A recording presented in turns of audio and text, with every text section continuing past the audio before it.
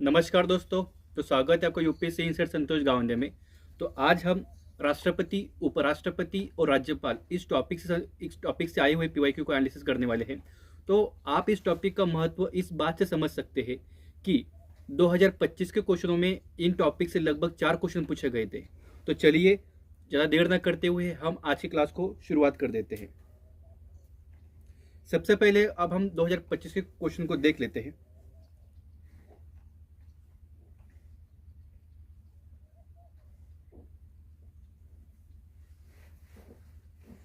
तो देखिए 2025 का जो ए सेट था उसका 51वां क्वेश्चन ये था कि भारतीय राजव्यवस्था के संदर्भ में निम्नलिखित कथनों पर विचार कीजिए। एक अध्यादेश किसी भी केंद्रीय अधिनियम में संशोधन कर सकता है। जी बिल्कुल सही। एक अध्यादेश किसी मौलिक अधिकार को छीन या कम कर सकता है। जी नहीं। कल एक हमारे व्यूअर की कमेंट थी, सब्सक्राइबर की कमेंट थी कि थोड़ा आप हैंड राइटिंग थोड़ा सही निकालिए। तो उन्हीं को बात को मान देते हुए मैं यहाँ पर प्रयास करूंगा कि हैंड राइटिंग सही करे। यहाँ पर थोड़ा डिजिटल ये डिवाइस होने के कारण यहाँ पर इसको पेन को थोड़ा सही थिकनेस होने के कारण थोड़ा कभी कभी टेढ़ा मेढ़ा चलता है, लेकिन मैं ध्यान दूंगा कि मेरा हैंड राइटिंग सही हो जाए। देखिए एक भारत के यहाँ पर क्या कह रहा है कि अध्यादेश किसी मौलिक अधिकार को छीन या कम कर सकता है। जी नहीं। जो भारत के फंडामेंटल राइट्स है वहाँ पर एक आर्टिकल है, आर्टिकल 13। आर्टिकल 13 के परिभाषा में अध्यादेश भी आता है। क्या आता है? अध्यादेश भी आता है। और अध्यादेश वहाँ पर यह कहा गया है कि कोई अध्यादेश हो, कोई एक्ट हो, कोई विधि हो, वह जब तक फंडामेंटल राइट्स का उल्लंघन करेगी तब तक उसको शून्य घोषित कर दिया जाएगा न्यायालय द्वारा। तो देखिए इस कथन को यहाँ पर एक कथन रॉन्ग हो जाता है कि कोई अध्यादेश मौलिक अधिकार को छीन या कम नहीं कर सकता है। एक अध्यादेश पिछली तारीख से प्रभावी हो सकता है। जी बिल्कुल। किसी अध्यादेश को अध्यादेश क्या होता है? जब संसद या फिर जो लोकसभा है वो सत्र में नहीं होती है तब कोई अत्यावश्यक स्थिति में आदेश या फिर एक्ट की जरूरत पड़ती है, तब राष्ट्रपति अध्यादेश जारी कर सकते हैं। और अध्यादेश एक एक्ट के समान ही काम करता है। बस उसे जब लोकसभा सत्र में आ जाती है तब उसे वहां से अनुमोदित होना पड़ता है। इसी कारण एक कोई आदेश है वो पिछली तारीख से भी वो लागू हो सकता है। तो इस संदर्भ में हमारा जो सही क्वेश्चन होगा वह आंसर होगा हमारा ये ए और 3 हमारा सही उत्तर होगा। यहाँ पर आप इसका क्या कहते हैं जो विश्लेषण है वो भी देख सकते हैं। वही जो मैंने कहा कि आर्टिकल 13 के अनुसार कानून जिसमें अध्यादेश भी शामिल है मौलिक अधिकार को उल्लंघन नहीं कर सकता, ठीक है, उसे शून्य माना जाएगा। उसके बाद जो उसको क्या कहते हैं पिछली तारीख से लागू कर दिया जा सकता है। जी बिल्कुल सही। पूर्वव्यापी ये हो सकता है। यदि आप सभी को ये जो हम यहाँ पर पीडीएफ के माध्यम से एनालिसिस करते हैं, अगर आपको पीडीएफ चाहिए तो फिर आपको नीचे डिस्क्रिप्शन बॉक्स में हमारा व्हाट्सएप ग्रुप उसकी लिंक देता हूँ, आप उसमें ज्वाइन करके हर एक पीडीएफ को एक्सेस कर सकते हैं। तो चलिए दूसरे क्वेश्चन पर आगे बढ़ लेते हैं। निम्नलिखित कथनों पर विचार कीजिए। 2025 के ए सेट का 54वां क्वेश्चन था। भारत का संविधान स्पष्ट रूप से उल्लेख करता है कि कुछ क्षेत्रों में राज्य का राज्यपाल अपने विवेक से कार्य कर सकते हैं। जी बिल्कुल सही। राज्यपाल को कुछ विवेकाधीन शक्तियां दी गई है। उसके बाद भारत का राष्ट्रपति संबंधित राज्य के राज्यपाल द्वारा भेजे बिना ही राज्य विधानमंडल द्वारा पारित विधेयक को अपने विचार के लिए सुरक्षित रख सकता है। जी नहीं, ऐसा कोई भी प्रावधान यहाँ पर नहीं है। जब हाईकोर्ट की शक्तियों को कम कर दिया गया है, राज्य सूची के विषयों के अलावा किसी सूची पर या फिर किसी विषय पर एक्ट बनाया गया है या फिर कोई राष्ट्रीय हित का कोई मामला हो उसके ऊपर राज्य के विधायिका ने कोई एक्ट बनाया गया है या फिर अदर कोई विषय हो, तो उस कंडीशन में राज्यपाल जब विधायिका द्वारा पारित एक्ट को राष्ट्रपति को भेज सकता है। ऐसे अपने विवेक से अनुसार राष्ट्रपति किसी विधायिका के एक्ट को अपने पास नहीं ले सकता है। इसी कारण हमारा जो यहाँ पर जो आंसर होगा वह केवल कथन एक सही होगा। यहाँ पर आप एक्सप्लेन कर सकते हैं कि 163 में ये शक्ति दी गई है राज्यपाल को। उसके बाद जो दूसरा कथन हमारा गलत है, क्योंकि आर्टिकल 200 के तहत राज्यपाल जो भी किसी विधेयक को राष्ट्रपति के लिए विचार के लिए वो सुरक्षित रख सकता है। तीसरा हमारा क्वेश्चन है, भारतीय राज व्यवस्था के संदर्भ में निम्नलिखित कथनों पर विचार कीजिए।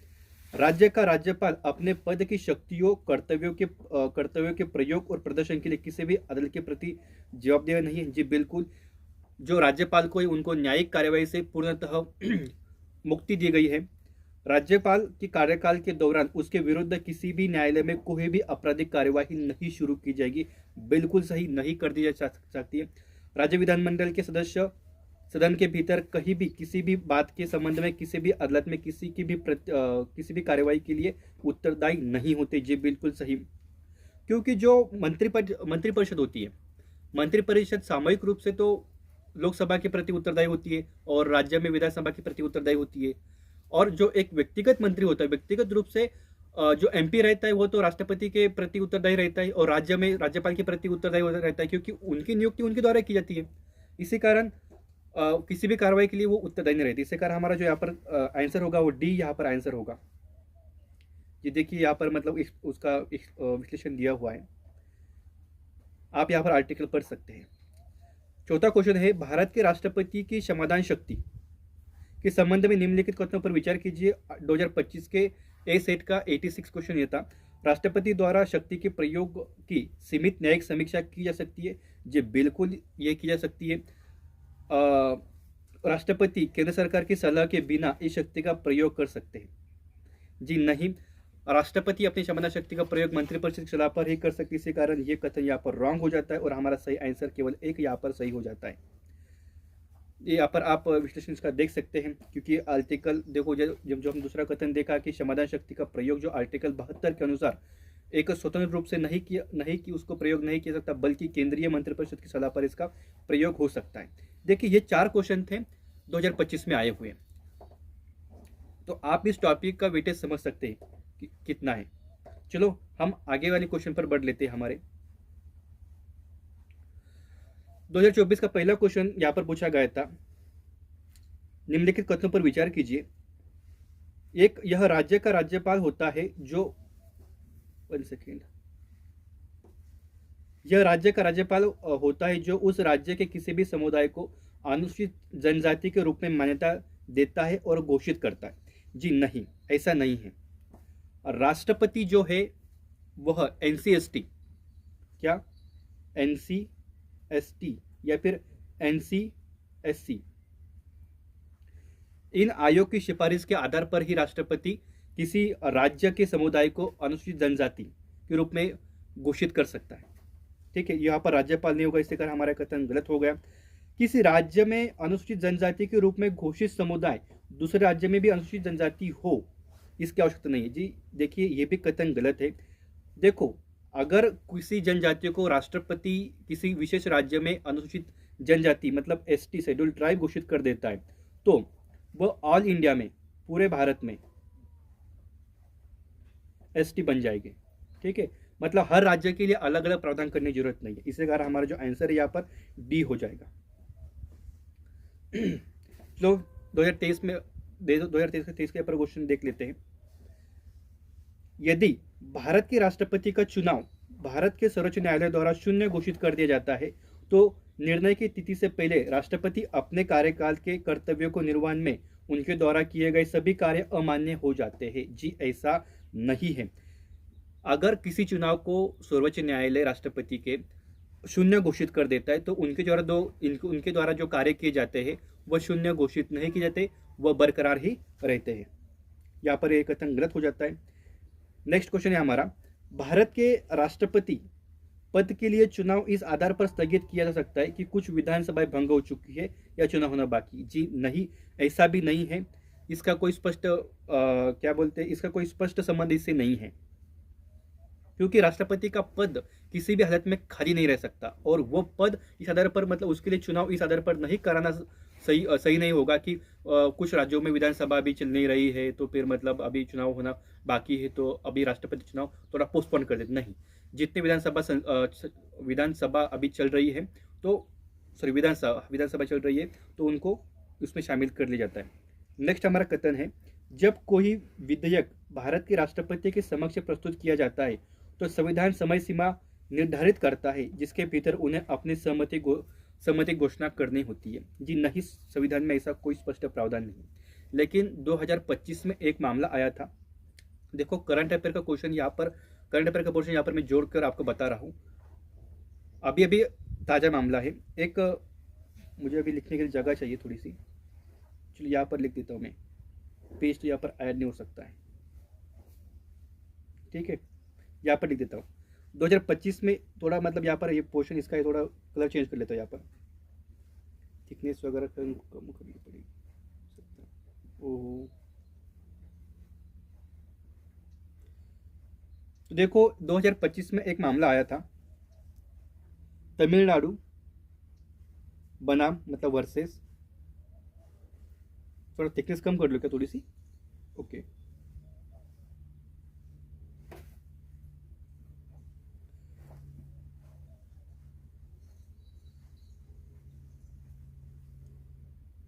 तमिलनाडु वर्सेस तमिलनाडु राज्यपाल।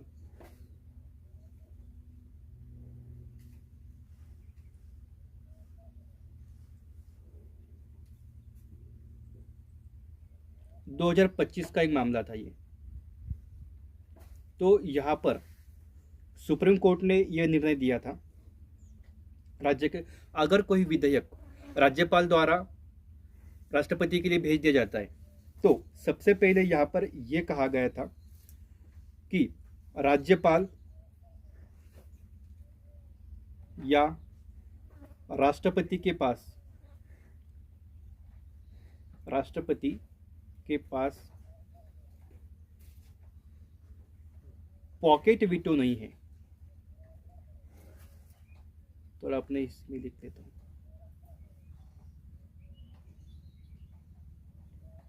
पॉकेट वीटो नहीं होगा, ठीक है।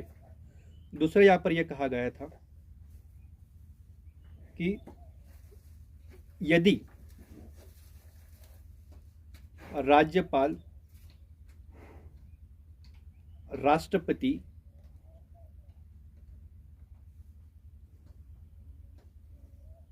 विधेयक पर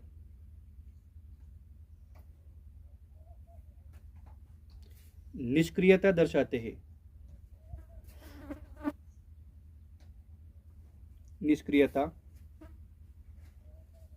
हैं, तो जो राज्य सरकार है ना, वह सक्षम न्यायालय के समक्ष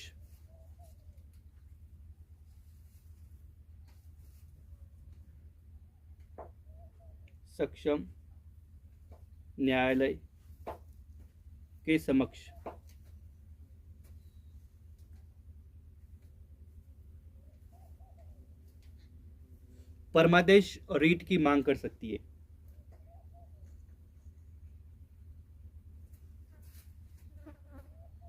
परमादेश रीट की मांग कर सकती है। फिर और एक निर्णय यहां पर दिया गया था कि अगर विधानसभा का जो विधेयक रहता है वो राष्ट्रपति या फिर राज्यपाल को दिया जाता है और उसे राष्ट्रपति या राज्यपाल पुनर्विचार के लिए वापस भेज देते, मतलब रिटर्न भेज देते रिव्यू करने के लिए, ठीक है, फॉर रिव्यू के लिए वापस भेजते। अगर वो रिव्यू करके उस बिल को दोबारा वापस भेज दिया जाता है,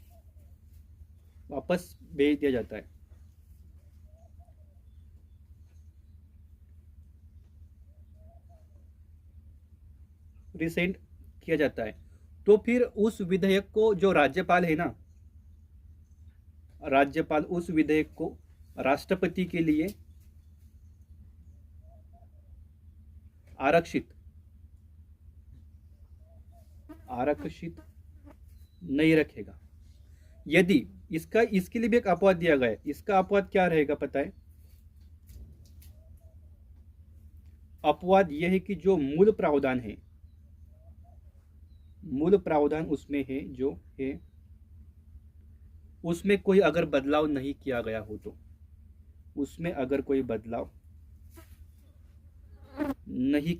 तो, देखिए ये लगभग है 2025 के अप्रैल का करंट अफेयर। देखिए अप्रैल मंथ का ही सारा करंट अफेयर है।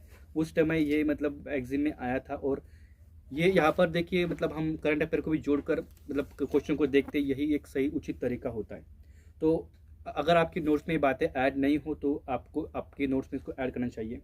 तो यहाँ पर जो हम चलो दोबारा क्वेश्चन पर वापस लौट आते हैं। यहाँ पर तीनों कथन यहाँ पर क्या कहते हैं, रॉन्ग है, क्योंकि जो संविधान है वह कोई समय सीमा तो यहाँ पर नहीं फिक्स करता है। ठीक है, चलो आगे क्वेश्चन पर बढ़ लेते। भारत के राष्ट्रपति के चुनाव के संबंध में निम्नलिखित कथनों पर विचार कीजिए। संसद के किसी भी सदन या राज्यों के विधान सभाओं में मनोनीत सदस्य भी निर्वाचन मंडल में शामिल होते हैं, मतलब होने के लिए पात्र हैं। जी नहीं, ऐसा कोई मतलब देखो, ये मनोनीत सदस्य जो होते हैं वो नहीं शामिल नहीं होते, केवल जो निर्वाचित सदस्य है वो शामिल होते हैं। कौन होते हैं? निर्वाचित होते हैं, निर्वाचित सदस्य यहाँ पर शामिल होते हैं। इससे कारण कथन गलत हो गया।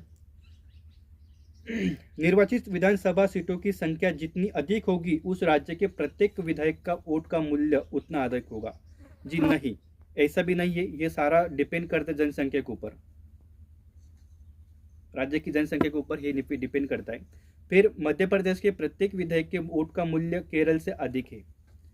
जी नहीं, ऐसा नहीं है, क्योंकि ये भी जनसंख्या के ऊपर डिपेंड करता है, जनसंख्या के ऊपर डिपेंड करता है।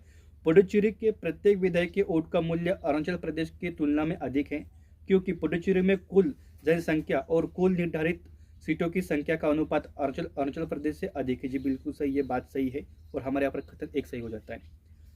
निम्नलिखित में से किसने सुझाव दिया कि राज्यपाल को राज्य के बाहर का व्यक्ति कोई प्रतिष्ठित व्यक्ति होना चाहिए और वह एक अलग व्यक्ति होना चाहिए जिसका कोई गहन राजनीतिक संबंध न हो या जिसने हाल ही के दिनों में राजनीति में भाग नहीं लिया हो।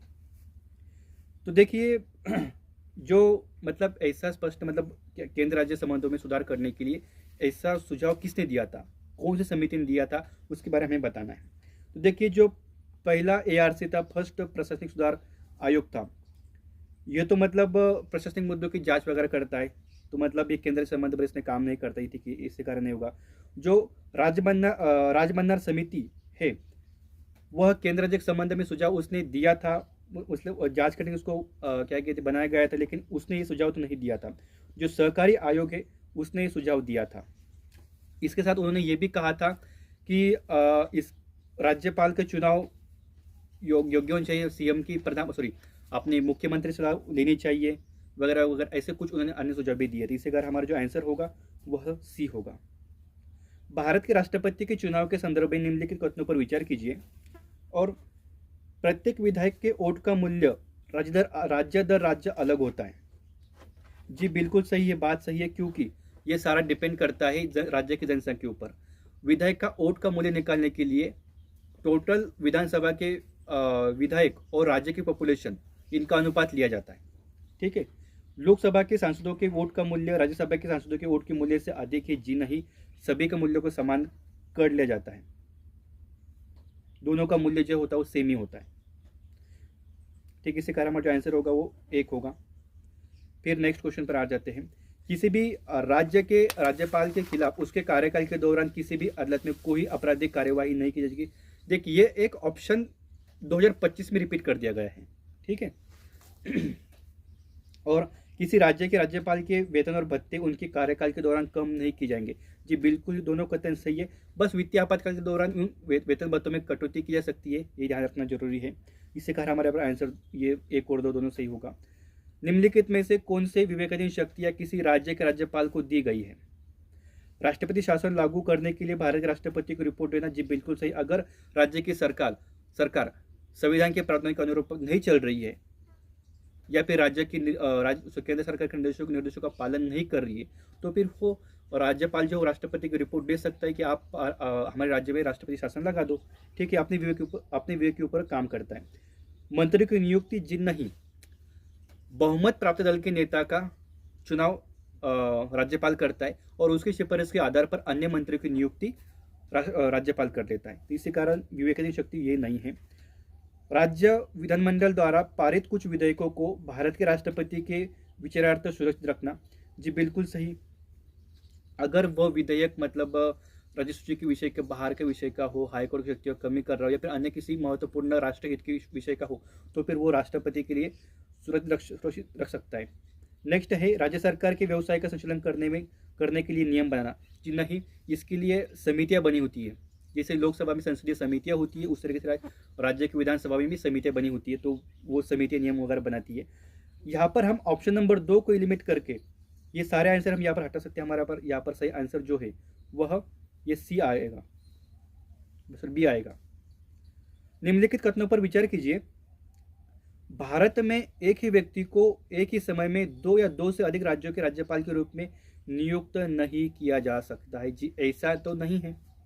चंडीगढ़ का जो राज्यपाल है या फिर प्रशासक है, वहाँ पर अलग प्रावधान किए गए, उनको तो मतलब ये कर दिया गया है।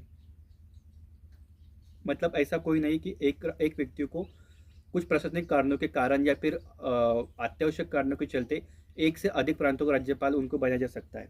भारत में राज्यों के उच्च न्यायालय के न्यायाधीशों को राज्य के राज्यपाल द्वारा नियुक्त किया जाता है, जैसे कि सर्वोच्च न्यायालय के न्यायाधीशों को राष्ट्रपति द्वारा नियुक्त किया जाता है। जी नहीं, ऐसा नहीं। इसके लिए स्पष्ट रूप से एक कॉलेजियम प्रणाली है। कॉलेजियम प्रणाली राष्ट्रपति को अपने नाम बताती है। हाँ, इसमें एक बात यह है कि जिस संबंधित राज्य के राज्यपाल की वहाँ पर परामर्श लिया जाता है। ठीक है, तो ऐसा तो नहीं कि मतलब सीधे तौर पर राज्यपाल ही नियुक्त करता है, ऐसा नहीं है। किसी राज्यपाल को उसके पद से हटाने के लिए भारत के संविधान में कोई निर्धारित प्रक्रिया नहीं की गई है। जी बिल्कुल सही। जो राज्यपाल की जो नियुक्ति है वो राष्ट्रपति द्वारा की जाती है और राष्ट्रपति को 5 साल के लिए नियुक्त किया जाता है, या फिर उसकी जो पद रिक्ति है वह क्या बोलते हैं पद, उसको अगर त्यागपत्र देता है या फिर उसको स्थानांतरित कर दिया जाता है तो तभी उसकी पद रिक्ति हो सकती है, या फिर क्या बोलते हैं राष्ट्रपति के प्रसद पर्यंत सिद्धांत पर वो अपना काम पर बना रहता है। उसके बाद नेक्स्ट ऑप्शन है हमारा, एक यूटीज के मामले में जिसमें विधायी व्यवस्था है, मुख्यमंत्री को बहुमत के आधार पर उपराज्यपाल द्वारा नियुक्त किया जाता है। जी नहीं, ऐसा नहीं है। जो बहुमत प्राप्त मुख्यमंत्री होता है वह, जैसे कि दिल्ली का जो सीएम होता है वह जनता से सीधा चुनकर आता है। यहाँ पर हमारा जो सही ऑप्शन होगा वह सी ऑप्शन होगा।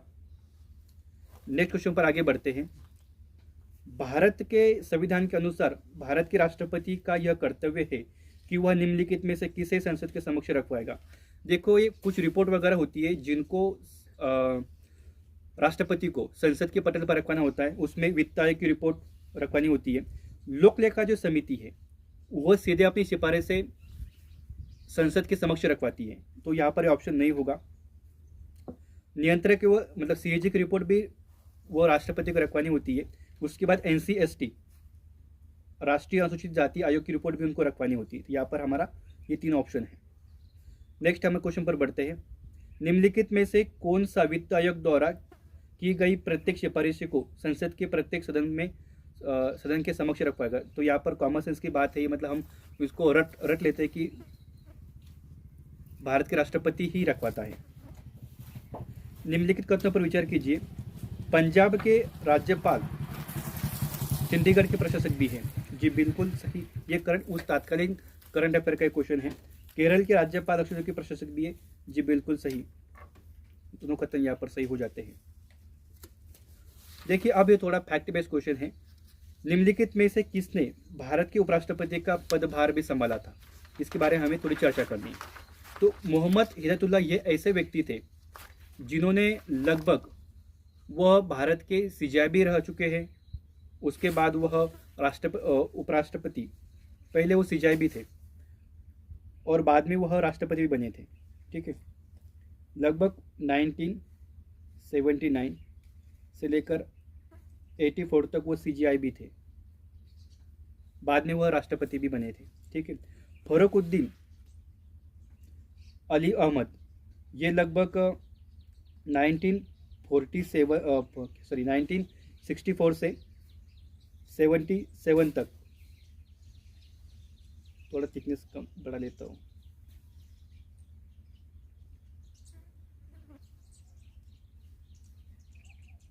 19 कितना था यहाँ पर 74 से 70 तक ये राष्ट्रपति थे।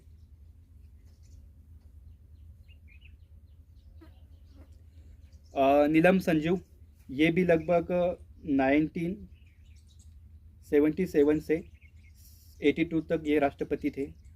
और शंकर दयाल शर्मा, ये भी पहले मतलब क्या बोलते हैं, ये पहले एमपी के सीएम थे, एमपी के सीएम थे। बाद में आंध्र प्रदेश के राज्यपाल बन गए, आंध्र प्रदेश के राज्यपाल बन गए। फिर बाद में लगभग 1992 में उपराष्ट्रपति बन गए।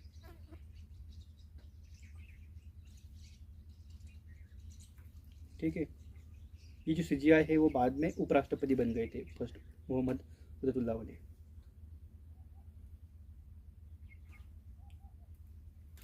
थोड़ा लिखने में प्रॉब्लम होती है, थोड़ा सा इंटरफेस कम होने के कारण, थोड़ा एडजस्ट कीजिएगा। जब मैं बोलता आप उसके ऊपर फोकस कीजिएगा। तो देखिए 1 और 4 हमारे यहाँ पर सही ऑप्शन होगा, जो उपराष्ट्रपति थे। आगे बढ़ते हैं। भारत के उपराष्ट्रपति को हटाने का प्रस्ताव निम्नलिखित में से कहाँ पेश किया जा सकता है? देखिए राज्यसभा के पास गिनी चुनी एक ही यही आधिकारिक मतलब स्पेशल पावर है कि केवल राज्यसभा में यह प्रस्ताव मतलब पहले पारित किया सकता है। इसके लिए आप मतलब कुछ लगभग क्या कहते हैं 50 प्रस्ताव द्वारा प्रस्ताव दिया जाता है। फिर मतलब वो जो पीठासीन अधिकारी होंगे उसको स्वीकार करेंगे, फिर जांच समझने के बाद भेजा जाता है। फिर उसको लगभग 2/3 से राज्यसभा उसको पास कर देती है, फिर साधारण बहुमत द्वारा लोकसभा उसको पास कर देती है। अगर ये सारा दोनों सदनों से उसको पास कर दिया जाता है तो फिर उपराष्ट्रपति को अपने पद से हटाया जाता है। भारत, अब ये और फैक्ट बेस्ड क्वेश्चन है, भारत के संविधान में किस अनुच्छेद के तहत राष्ट्रपति ने चुनाव सुधारों पर अध्यादेश को अपनी मंजूरी दी थी, जब इसे केंद्रीय मंत्रिमंडल ने बिना कोई बदलाव किए वर्ष 2002 में उन्हें वापस भेज दिया था? तो आर्टिकल 123 इसका सही आंसर है। ठीक है, ये इसी अनुच्छेद के तहत ये उन्होंने किया था। बाकी आर्टिकल के बारे में देखते हैं। जो आर्टिकल 121 है, आर्टिकल 121 यह सुप्रीम कोर्ट, हाई कोर्ट के जो सीजीआई है या फिर जो अन्य जज है उनके आचरण के नियम के बारे में बताता है। आचरण के नियम, ठीक है। जो आर्टिकल 122 है वह न्यायालयों की कार्यवाही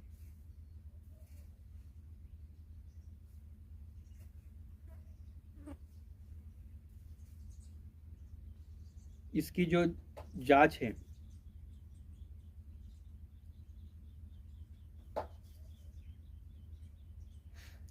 मतलब जो न्यायालय को संसद की कार्यवाही की जांच करने का मतलब ये शक्ति देता है न्यायालय को। मतलब सॉरी, थोड़ा पर थोड़ा सा मतलब सेंटेंस बिल्डिंग थोड़ा सा मिस्टेक हो गई। जो न्यायालय है वो संसद की कार्यवाही को जांच करने की शक्ति देता है। ठीक है, आर्टिकल 124 जो वो सुप्रीम कोर्ट के गठन के संबंध में है। ठीक है, यहाँ पर हमारा जो आंसर सही होगा 123 होगा। चलो आगे बढ़ते हैं। निम्नलिखित कथनों पर विचार कीजिए। भारत में राष्ट्रपति चुनाव के लिए निर्वाचित मंडल में क्या मतलब वही विधानसभा के निर्वाचित सदस्य के वोट का मूल्य बराबर होता है? जी नहीं, ऐसा नहीं है। वह राज्य की जनसंख्या के ऊपर निर्भर करता है। संसद के निर्वाचित सदस्य के वोट का मूल्य बराबर होता है? जी बिल्कुल सही।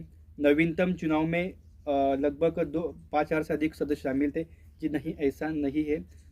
मतलब जो 2012 में मतलब देखो अब ये क्वेश्चन है 2003 का। अभी तक 5,000 से जब उस टाइम शायद राष्ट्रपति चुनाव हुए होंगे तो उस टाइम मतलब 5,000 सदस्य शामिल नहीं थे। सबसे ज़्यादा सदस्य शामिल थे 2012 में जो राष्ट्रपति का चुनाव हुआ था, लगभग उसमें 4,896 मेंबर शामिल हुए थे। ठीक है, इसी कारण हमारा ऑप्शन यहाँ पर 2 सही होगा। भारतीय संविधान में निम्नलिखित में से कौन सा संशोधन राष्ट्रपति को किसी मामले को मंत्रिपरिषद द्वारा पुनर्विचार के लिए वापस भेजने का अधिकार देता है? देखो 44 संविधान संशोधन द्वारा ही ये मतलब राष्ट्रपति को आदेश दिया था। नहीं तो इसके पहले क्या था कि राष्ट्रपति को अगर मंत्रिपरिषद कोई सलाह देती है तो उसको मानना ही पड़ता था। लेकिन जो 44वां संविधान संशोधन कर लिया उसके बाद राष्ट्रपति जो सलाह दी जाती है उसको एक बार मंत्रिपरिषद को वापस भेज सकता है। लेकिन अगर वही सलाह दोबारा वापस दी जाती है तो मंत्रिपरिषद को वो सलाह राष्ट्रपति को वो सलाह मानना बाध्यकारी होता है। हाँ, नेक्स्ट क्वेश्चन है, भारत में राष्ट्रपति चुनाव में किसी राज्य की विधानसभा में या राज्य की विधानसभा के प्रत्येक निर्वाचित सदस्य के पास उतने वोट होंगे जितने राज्य की जनसंख्या को विधानसभा के निर्वाचित सदस्यों की कुल संख्या से भाग देने पर प्राप्त भागफल में 1000 के गुणक होंगे। वर्तमान में मतलब उस टाइम देखो क्वेश्चन 1997 में जहाँ जनसंख्या शब्द का अर्थ निम्नलिखित द्वारा निर्धारित जनसंख्या है। तो देखो 1971 की जो जनसंख्या है वो उस टाइम वही जनसंख्या ली गई थी। वो तत्कालीन मतलब वो उस टाइम के करंट अफेयर का क्वेश्चन है। नेक्स्ट हमारा क्वेश्चन है, भारत के संविधान में निम्नलिखित में से कौन सा उल्लेख है? राष्ट्रपति संसद के किसी भी सदन का सदस्य नहीं होगा। जी बिल्कुल, ये किसी भी सदन का सदस्य नहीं होता है। संसद राष्ट्रपति और 2 सदनों से मिलकर बनेगी। इसमें से कौन सा सही? जी बिल्कुल, यहाँ पर ये दोनों कथन सही है, क्योंकि राष्ट्रपति कार्यपालिका का प्रमुख होता है, कार्यपालिका राष्ट्रपति से शुरुआत होती है। थोड़ा थिकनेस बढ़ा लेता हूं।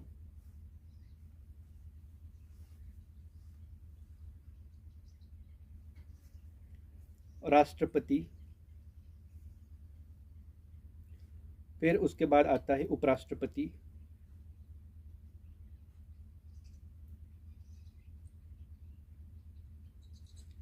फिर उसके बाद आता है मंत्रिपरिषद COM कॉन्फ्रेंस ऑफ मिनिस्टर, फिर उसके बाद आता है विधायिका,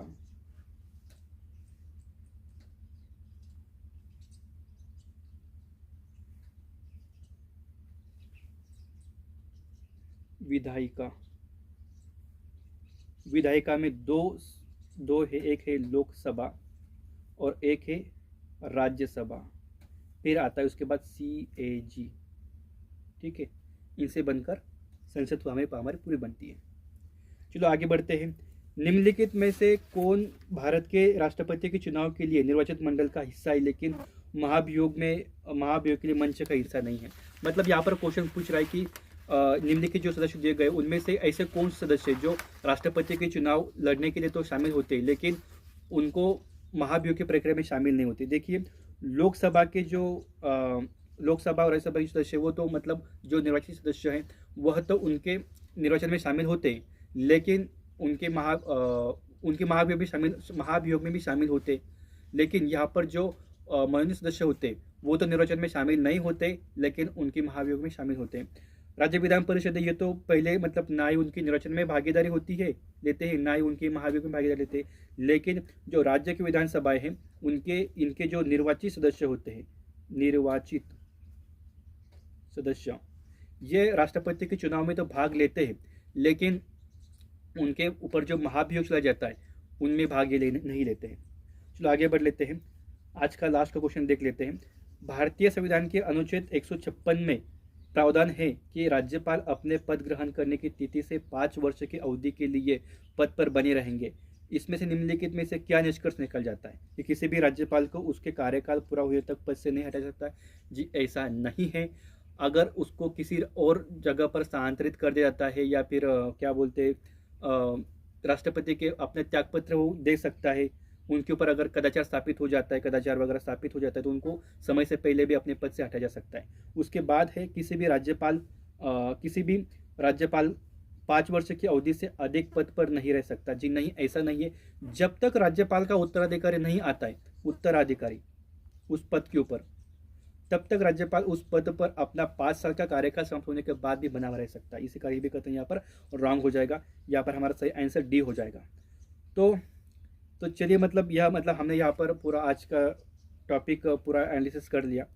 तो कल हम संघ और राज्य विधानमंडल को चर्चा करेंगे, जो यूपीएससी का लगभग 5 स्टार टॉपिक है। यहाँ से लगभग सबसे क्वेश्चन पूछे जाते हैं। तो आप सभी ने यहाँ तक बने रहे, इसलिए आप सभी का धन्यवाद। चलो मिलते हैं कल की क्लास में। नमस्कार।